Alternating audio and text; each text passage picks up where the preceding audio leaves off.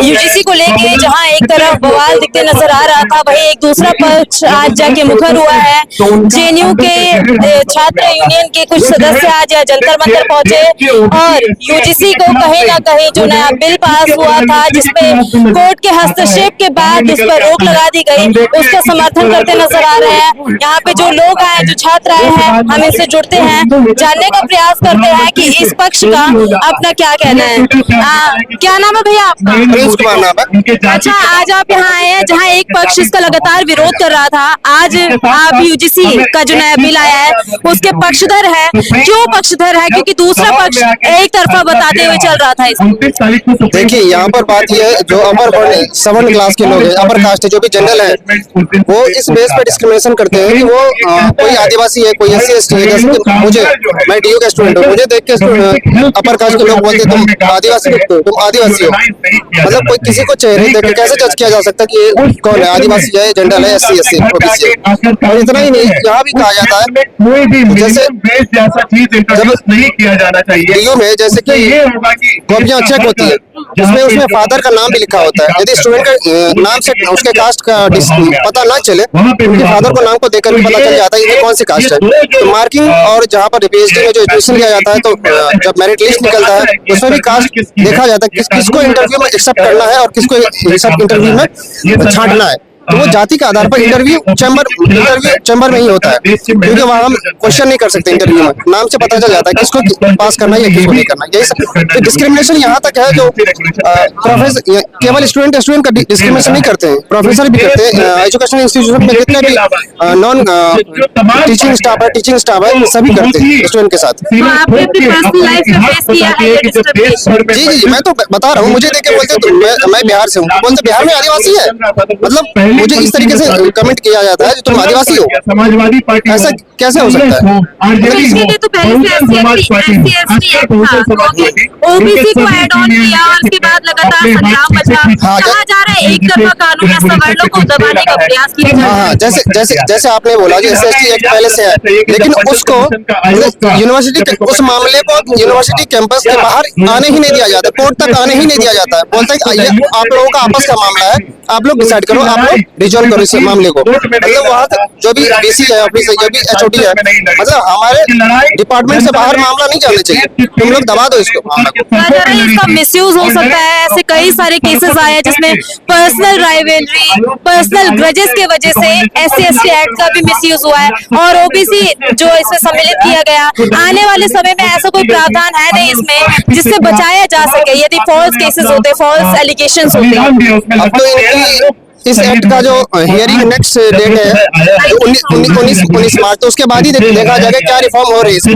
क्योंकि इससे पहले यदि सवर्णों को ये दिक्कत होता था, जो हमें यदि झूठे केस में फंसाया जाए, तो उन्हें डर क्यों है? यदि वो बोलते कि हम ऐसा कुछ नहीं बोलते हैं, तो जब वो बोलते नहीं तो डर क्यों है उनको? फॉल्स केसेस का कहा जा रहा है ना, बहुत से फॉल्स केसेस हैं जो रिपोर्ट किए गए हैं, जिसके बाद जो आरोप लगाए गए वो आरोप निर्धारित नहीं हो पाए और आरोपों के ही दम पे लोगों ने 10-10 साल की सजाएं काटी है, 5-5 लाख 10-10 लाख के जुर्माने झेले हैं।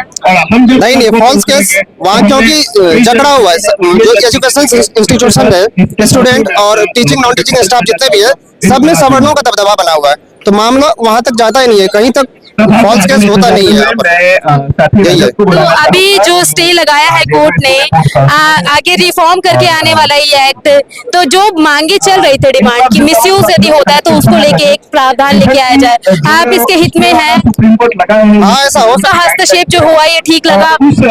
ये ठीक है, अब आगे देखा जाएगा इसमें क्या आने वाला है। या तो एक उनको अपील का चांस दिया जाएगा, जैसे वो बोल रहे हमें हस्तक्षेप, जैसे झूठा आरोप न लगे, होना चाहिए सर। आज यहाँ पर आपने दूसरा पक्ष सुना, पहले एक पक्ष जो लगातार सड़कों पे उतरा, उसके बाद सुप्रीम कोर्ट का हस्तक्षेप हुआ और जो बिल था उस पे स्टे लगाया गया, और आज उसका दूसरा पक्ष हमारे सामने है जिनकी बात राय विचार आपने सुनी।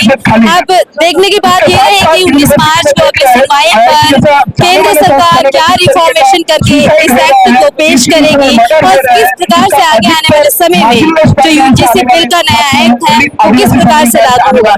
शोधार्थी थे हैदराबाद सेंट्रल यूनिवर्सिटी में 2018 में जब उन्होंने प्रशासन के खिलाफ आवाज उठाई तो उनके छात्रवृत्ति को रोक दिया गया, उनको हॉस्टल से बेदखल कर दिया गया, सिर्फ इस बात के लिए क्योंकि उन्होंने प्रशासन से यह जवाब पूछा था कि क्या एक दलित छात्र को कैंपस में एडमिशन लेने के साथ साथ प्रशासन आगे से फांसी का फंदा और जहर भी दे देगा, क्योंकि जिस परिस्थितियों में उसको यहाँ पे ढकेल दिया जाता है वहां पे आत्महत्या के सिवाय उसके पास और कोई चारा नहीं बचता। साथियों, आज 30 जनवरी पे रोहित को याद करने के जगह हम एक दूसरा डेट पे उनको याद करते हैं। 17 जनवरी, वो दिन जिस दिन रोहित वेमुला मजबूर हुए आत्महत्या करने के लिए, लेकिन हम उसको आत्महत्या नहीं बोलते हैं, हम उसको एक संस्थागत हत्या बोलते हैं, क्योंकि जिस प्रशासन ने अखिल भारतीय विद्यार्थी परिषद और भारतीय जनता पार्टी के जिन अधिकारियों ने ये अफवाह फैलाए कि रोहित के कास्ट सर्टिफिकेट पर सवाल उठाया, जिन्होंने कहा कि वो एंटी नेशनल गतिविधियों के साथ जुड़े हुए थे, जिन्होंने उनके जाति के वजह से उनको यूनिवर्सिटी से बेदखल किया, हॉस्टल से उनको निकाल दिया, आज उस 17 जनवरी को हम रोहित के शहादत दिवस को याद करने के लिए हम मजबूर हुए, ना कि 30 जनवरी जिस दिन वो पैदा हुए थे। वो एक साइंस के राइटर बनना चाहते थे, वो आसमान को लेकर लिखना चाहते थे, लेकिन उन सभी सपनों को इस मनुवादी व्यवस्था ने खत्म कर दिया। 30 जनवरी वही दिन है जिस दिन हमारे देश के, जिसको महात्मा कहते हैं, मोहनदास करमचंद गांधी की भी हत्या की गई थी, और गांधी के जो हत्यारे थे वो वही लोग थे जो रोहित के हत्या में भी शामिल रहे थे। आज भारतीय जनता पार्टी और राष्ट्रीय स्वयंसेवक संघ के सरकार में पिछले 5 साल के अंदर सरकारी आंकड़े बताते हैं, यूजीसी के आंकड़े बताते हैं कि 118% बढ़ोतरी हुआ है एससी, एसटी, ओबीसी छात्रों के खिलाफ जो जातिगत भेदभाव होता है यूनिवर्सिटियों में, उन आंकड़ों में। आज अगर हम केंद्रीय विश्वविद्यालयों की सिर्फ बात करें तो अधिकतर ऐसे पद पाते हैं जहां पे आरक्षित पदों में नियुक्ति नहीं हुई है, नॉट फाउंड सुटेबल का टैग देके इन पदों को खाली रख दिया गया है। और इस संदर्भ में जब यूनिवर्सिटी गाइडलाइंस आते हैं, इक्विटी रेगुलेशन 2026 लाया जाता है, तो हम क्या पाते हैं कि पूरे सड़कों पे तहलका मचा हुआ है।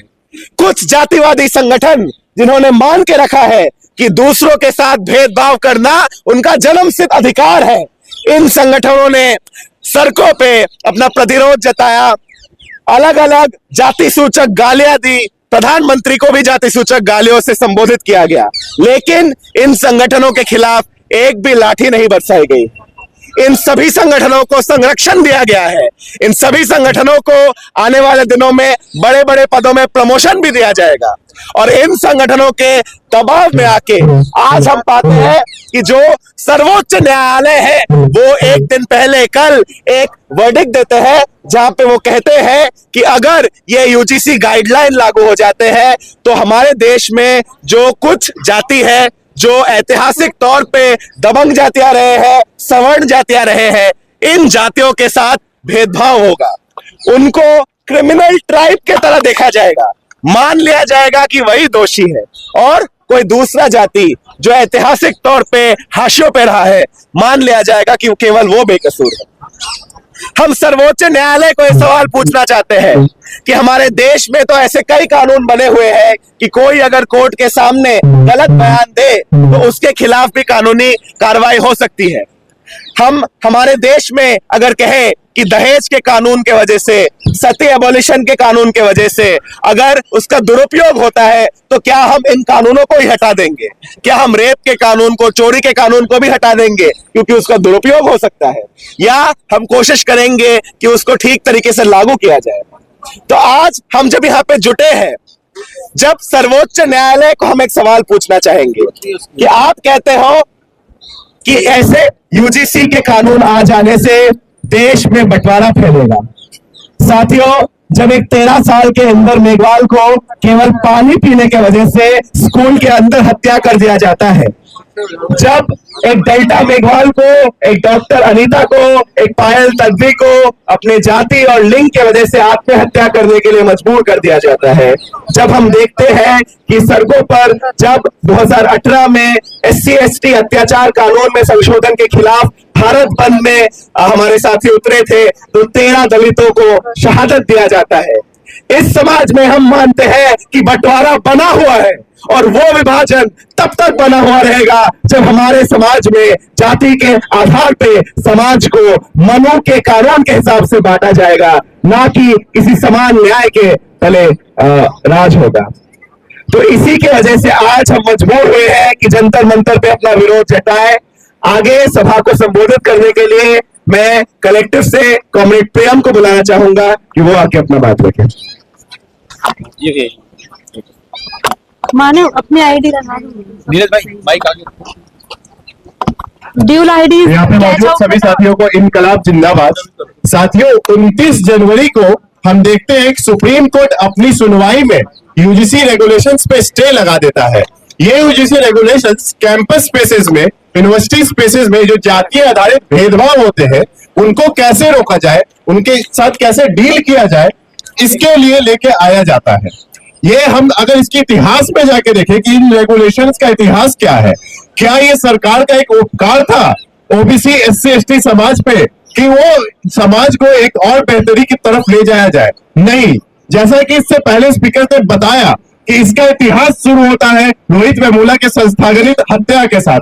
पायल तन्वी और सैकड़ों ऐसे छात्र जिन्होंने अपनी जान दी, जिनकी संस्थागत हत्या की गई, सोशल मर्डर किया गया जातीय भेदभाव के कारण। उस आंदोलन से, वहां से जिस आंदोलन की शुरुआत होती है, उस आंदोलन के मांग के हिसाब से रोहित एक्ट को फॉर्मुलेट किया जाता है कि रोहित एक्ट लेके आया जाए, देश में कानून बनाया जाए ताकि कैंपस स्पेसेस में जातीय भेदभाव को खत्म किया जा सके। इस आंदोलन के दबाव में आके, रोहित एक्ट के आंदोलन के दबाव में आके सरकार ये मजबूर होती है नए यूजीसी रेगुलेशंस को लेके आने में। हमें याद रखना चाहिए इसका इतिहास। ये इतिहास कोई सरकार का उपकार नहीं है हमारे पे, ये कोई मोदी सरकार का उपकार नहीं है हमारे पे। ये लड़ाई हमने लड़ी है, रोहित वेमुला की लड़ाई हमने लड़ी है, पायल तन्वी की लड़ाई हमने लड़ी है, तब जाके सरकार दबाव में आके इन रेगुलेशंस को लाती है। और यहाँ पे ये भी बोल देना जरूरी है कि बहुत ही डाइल्यूटेड वर्जन है रोहित एक्ट का। हम देखते हैं कि 29 जनवरी को जब सुप्रीम कोर्ट इस पे स्टे देखने के लिए बने रहिए हमारे साथ। आप देख रहे हैं सरल न्यूज़, आपके साथ हैं।